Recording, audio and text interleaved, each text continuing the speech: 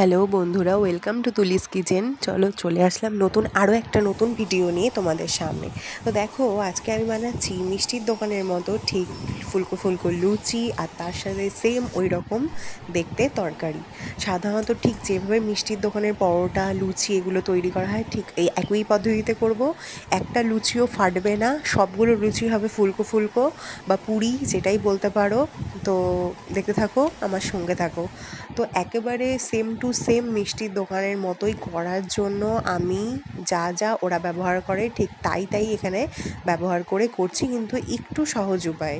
মানে কখনো কখনো কী হয়, ওরা রাত্রের বেলায় ভালো মতো ময়দাটাকে ময়ম দিয়ে মেখে রেখে দেয়, যেন সেটা ভালো মতো পরের দিনকা একদম নরম সফট হয়ে যায়। কিন্তু আমার হাতে তো অত টাইম নেই, তো সেই জন্য আমি এখানে চটজলদি কী কী উপকরণ দিয়ে ঠিক একই রকমের স্বাদ এবং একই রকমের দেখতে সেই জিনিসটা তৈরি করতে পারবো, সেটাই আমি তোমাদের সামনে এখানে ফুটিয়ে তুলতে চেয়েছি।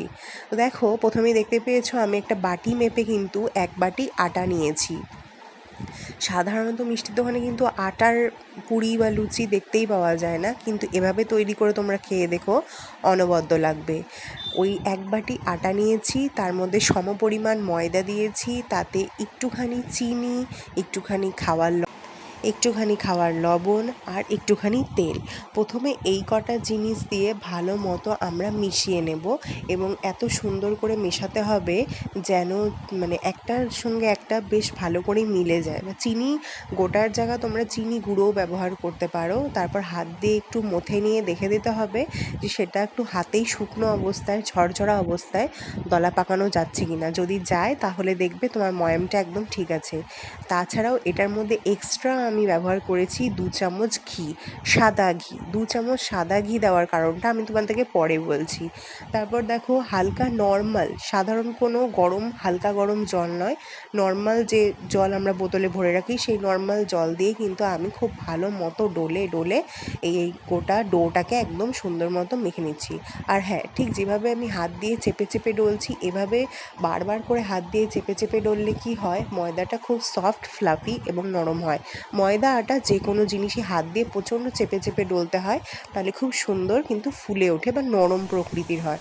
দেখো, এখানে সুন্দর করে আমি মাখা হয়ে গেছে। হালকা যে চিনি দিয়েছি সেটা বোঝাই যাচ্ছে, চিনির দানাগুলো দেখা যাচ্ছে। তারপর এখানে দোকানের মতো সবজি বানানোর জন্য আমি নিয়েছি কুমড়ো, আলু আর ছোলা।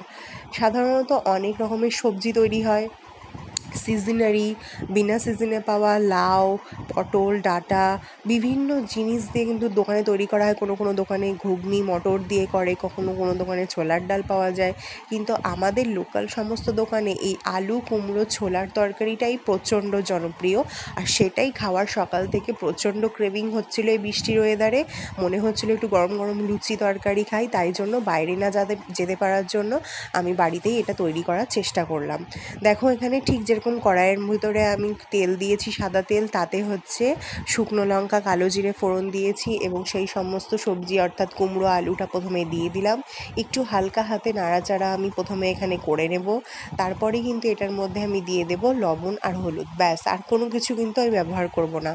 অনেক সময় দেখা যায় কি, দোকানের রান্নাতে এখানে গুঁড়ো বলতে লঙ্কার গুঁড়ো, ধনে গুঁড়ো, তারপর জিরে গুঁড়ো এগুলো ব্যবহার করে, কিন্তু আমি বাড়িতে সিম্পলভাবেই করছি, সেই জন্য আমি কিচ্ছু দিব না। বলতে পারো এটা লঙ্কা চেরা রান্নার একটা তরকারি হিসাবে তৈরি হয়েছে। তারপর এটার মধ্যে আমি কিন্তু যে আগের দিনের ভিজিয়ে রাখা ছোলা, যেটা এখনও সেদ্ধ করা হয়নি, সেটাই দিয়ে দিলাম। যতক্ষণে কুমড়ো আর আলুটা ভাজা হবে ততক্ষণে এই ছোলাটাও কিন্তু একদম খুব সফটলিভাবে কুক হয়ে যাবে, তাই এক্সট্রা করে সেদ্ধ করে কিন্তু আমি নেইনি।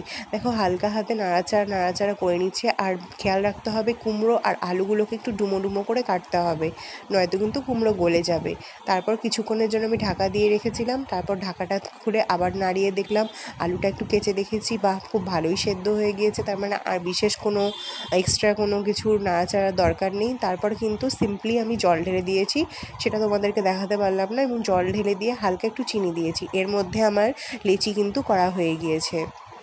তারপর দেখো, যে জলটা আমি ঢেলেছি যে সমপরিমাণ জলই দিতে হবে, তরকারির থেকে বেশি বা সবজির থেকে বেশি দিলে কিন্তু একবারে কুমড়োগুলো গলে যাবে, গোটা থাকবে না। হালকা জলটা টেনে নিয়ে যখন তেল ছেড়ে দিয়েছে আমি নামিয়ে নিয়েছি।